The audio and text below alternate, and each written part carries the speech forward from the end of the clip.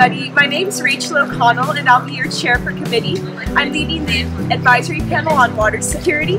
I'm a senior in Davenport College this year. I study ethics and politics and economics with a focus on democracy and national security, and my hometown is Bethesda, Maryland. Tell us about your committee. Absolutely. So as I mentioned, I'm leading the advisory panel on water security. We're going to be covering two topics. The first is water scarcity, and this particularly focuses on droughts and desertification. Our second topic is going to be water wealth, tsunamis, floods, hurricanes, basically anything that's going to inundate you with water.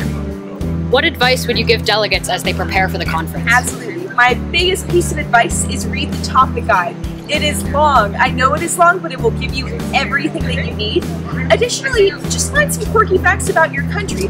Oftentimes, the most experienced delegates will draw from little stories or news bites about their own country. So see this as an opportunity to get to know another nation that you otherwise may never have even heard of. All right, thanks guys.